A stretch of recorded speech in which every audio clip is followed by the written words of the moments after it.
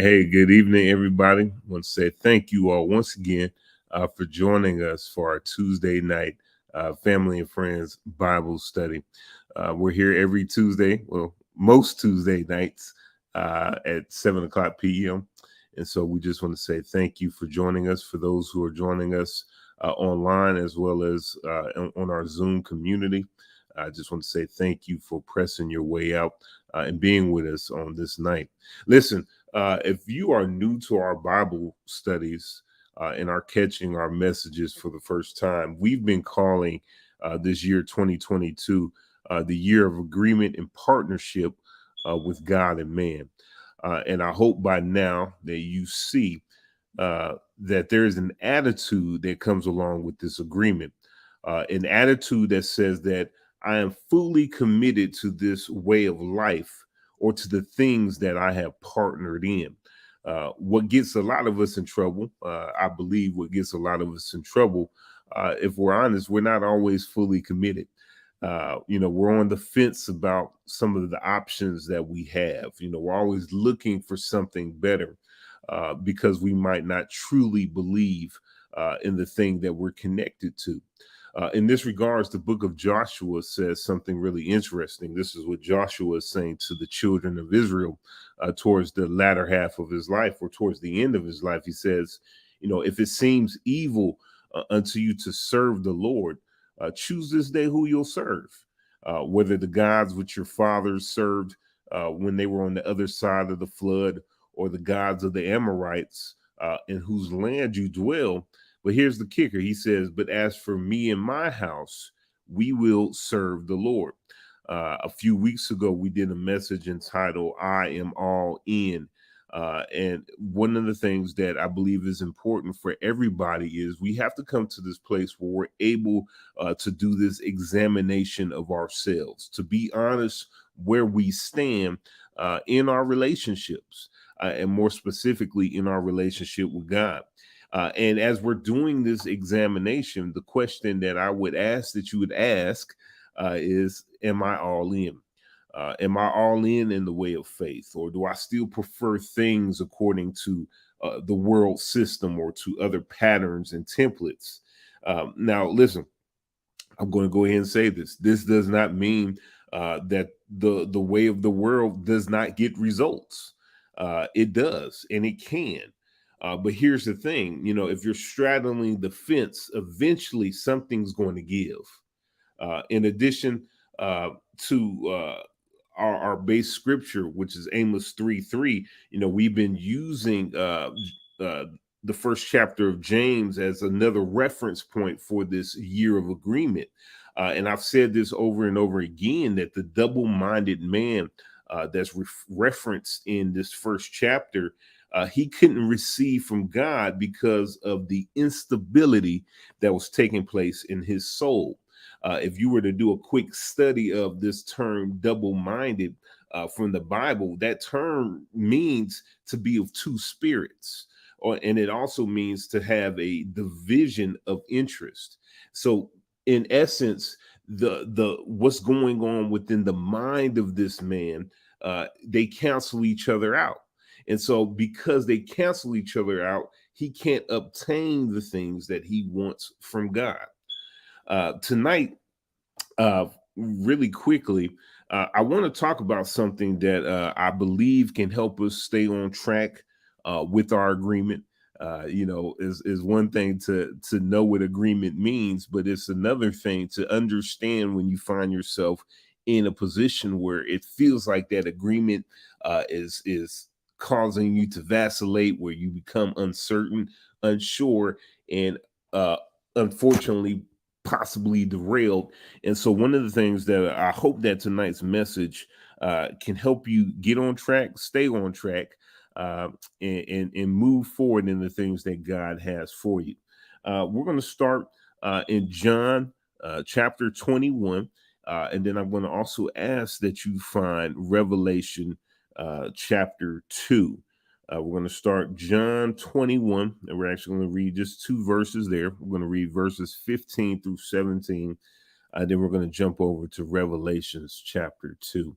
I want to say thank you all once again for those who are joining us online and in our Zoom community.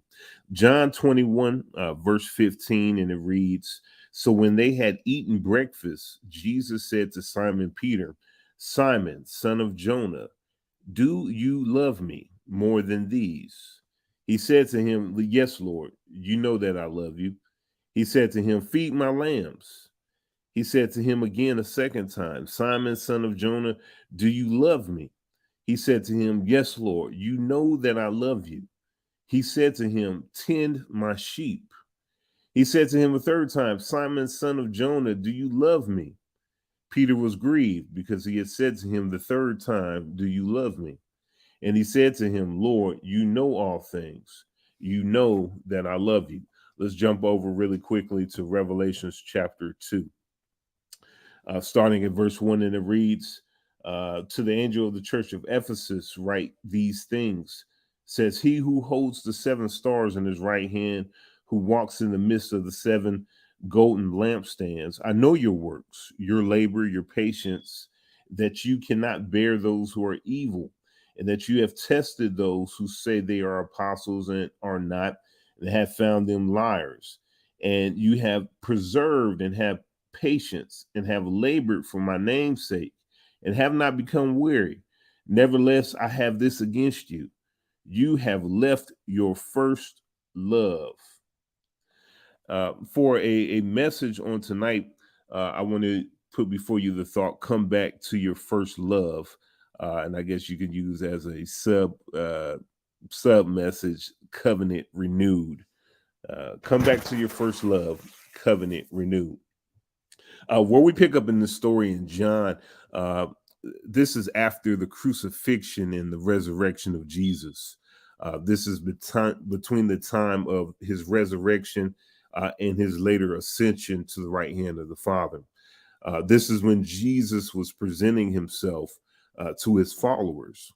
Now, if you remember, prior to Jesus being crucified, Peter denies Jesus 3 times. And so we're in this window of time where Peter is dealing with the guilt of his denial while encountering the risen Savior. And so it is the resurrected Jesus has this conversation with Peter concerning where Peter stands in relation to Jesus. Now, if you're familiar with Peter's denial of Jesus, Peter didn't deny Jesus's ability. He didn't deny that he was God. Uh, what he does is that Peter actually denied how he related to Jesus. He says, "I don't know him," and then this 3 times he disconnects himself with Jesus. And so it was, once again, it was never that Jesus wasn't God. That wasn't an issue with Peter. It was in the face of pressure. He felt that he had to remove himself because of fear. And this is the backdrop in which we have this encounter in John. Peter is around. It says that he's with the disciples. If you go back a few verses, so Peter's around, but Peter is disconnected. And I believe that if we're honest, many of those who are in the body, many of us are in the body of Christ. For some instances, and sometimes we can find ourselves in a similar predicament. We're around, we're doing stuff out of familiarity. And this is what you also see in Revelations chapter 2. We're doing stuff out of familiarity, but we're unaware of this disconnect that's taking place in the realm of our soul. I believe that a person finds themselves in this place when they lose sight of their first love. Now, you might be saying, well, Peter, he didn't lose sight of his love because he's telling Jesus that I love you. But here's the thing, for those who, in your free time, I want to encourage you to do your own study. But listen, there's varying degrees and types of love. There's what we know as eros. That's the erotic, the sensual love. There's a love called storge, which is the familial or the family type of love. There's something called phileo, which is the brotherly and the brotherly love and the fondness. But then there's also something called agape, which we understand and we recognize as the God type of love, which is goodwill, which is to have compassion and charity for others. And First Corinthians chapter 13 does an excellent job of highlighting some of the attributes of this God type of love. But nevertheless, we have come to accept and acknowledge that this type of love is a characteristic and a representation of God, because God is love. The Romans 5:8, it says that God demonstrates his own love towards us, and that while we were yet sinners, Christ died for us, which means that our conditions, our attitudes, our behaviors have no bearing on God's love for us, because love is his nature. And so when we see this story, when we see this interaction between Jesus and Peter, what we see is we see Jesus representing the covenant with Peter, an opportunity of a renewed covenant, in which Peter now is learning to understand the basis of the foundation of that covenant. And that covenant basis is love. Uh, 1 Corinthians 13:1, it says, it speaks of, without there being love, you're just making a whole bunch of noise. And so, on this premise of love, Peter is giving a fuller understanding of his responsibility. When we read this exchange between Jeter and Peter, it's easy to assume that they're saying the same thing. And what I mean by that is, Jesus is saying, "Do you love me?" And Peter says, "Yes, I love you." So on the surface, it looks like they're saying the same thing. But here's the thing: Jesus is asking Peter, "Do you have the God kind of love for me?" See, what Peter is responding with, he's saying, "Jesus, I love you as a friend."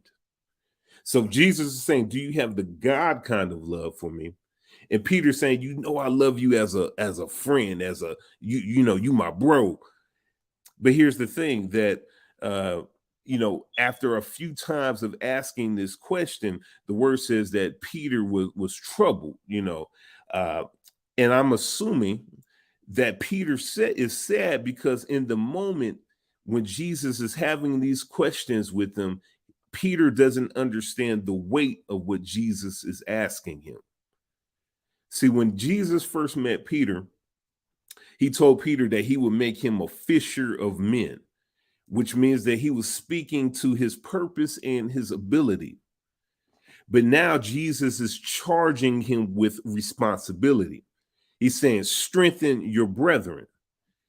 Your responsibility as the individual, as those who might be hearing this message, your responsibility is probably going to be different than that of Peter. I don't know specifically what you've been called to do.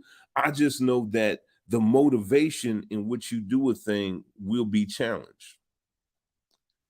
See, when Jesus is asking him, when he said, "Do you love me?" he was asking him, "Will you remember this love when things get hard? This agape love, will it keep you in position even when you want to quit?" Peter not only experienced what it meant to be a fisher of men, but he also experienced something called restoration. And because he was restored, now he had the ability to offer this level of assistance, this ministry of reconciliation to others, because he was a partaker in that ministry.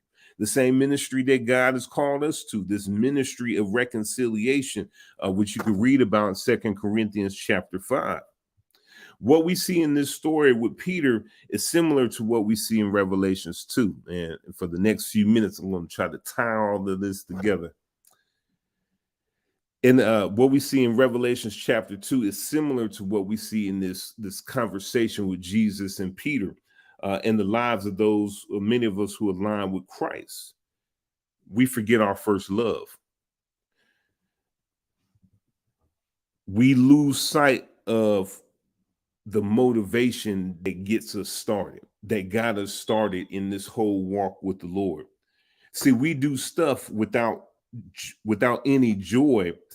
And it's my prayer that even as David said, return unto me the joy of my salvation. See, we can just find ourselves doing things. We know what to do, but the motivation behind why we got started gets lost in translation.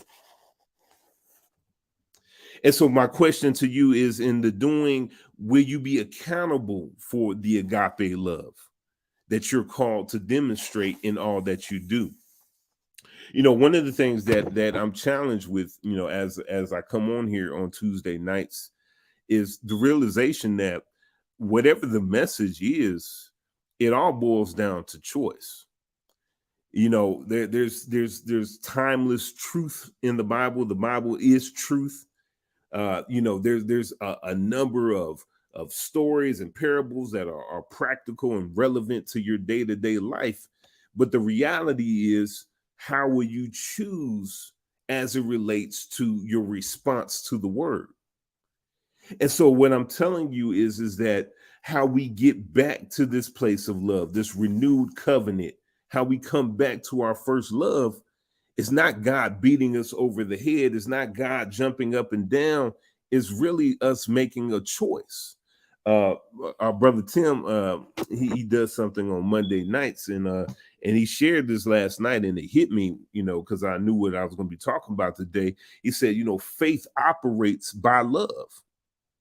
And so whatever it is that I put my belief in as it pertains to God, I have to remember that love inspires the operation. And it's not a bro love. It's not, yeah, Jesus, you my homie. It's, I understand what you're calling me to. See, love, this agape love, has characteristics. It has a stability. It says that, you know what? I too must learn to stand in this position of love, even when the circumstances around me are unlovable. See, there's this thing that convinces us to quit before time, but this agape love forces us to maintain our posture of faith. He first loved me, and I choose to hold myself accountable to his love.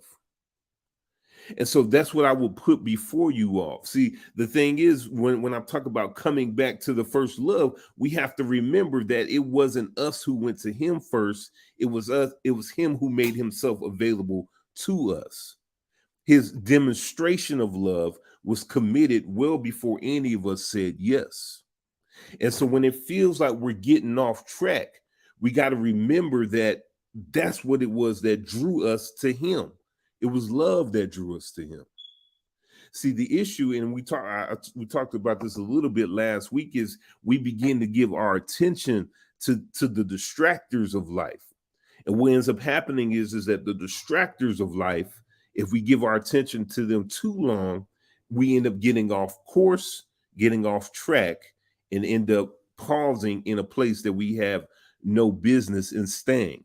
If you remember that message last week, when we're talking about God brought Terah, Abram's father, to this place of pain, or he remembered the pain because he was in an environment that reminded him of his son. And what we talked about was Terah wasn't supposed to stay there, that he was supposed to go through that place to get to the place that God had for him. And that the belief is that God would introduce this healing component as he literally walked with him through this reminder of pain. And what I will put before you all is that, don't allow the distractions of life, once again, to hinder what it is that God is calling to for you to realize. Once again, why are we doing this? We're doing this because God first loved us. It's not so much about the ability. I don't think I'm the greatest teacher in the world. Matter of fact, I know about 1,000 teachers that are better than me. But the thing is that I remember what God did for me. I remember what I told God concerning what I believed he charged me with doing.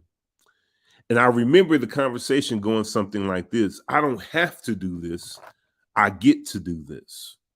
And so whatever it is that you get to do, remember, don't ever let it be something that you do grudgingly, or something you feel obligated to do, and there's no love. If you ever get to the point where you feel like the love is off track, when the personhood of Jesus is no longer visible in what it is that you're doing, you need to take a break, you need to pull back, and you need to get before the face of the Father.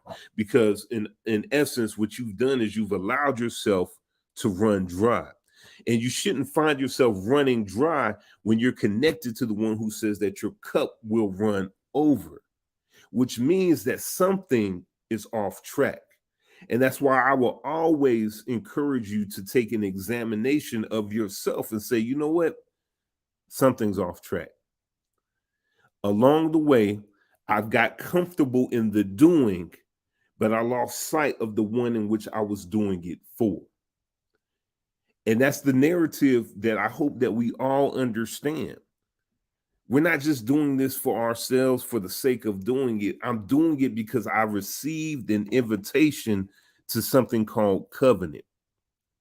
My conversation with Jesus, in many ways, looked like this conversation with Peter, and in many ways, it looked different. And listen, there's times even to this day where I'm having these conversations and God brings to my remembrance my responsibility.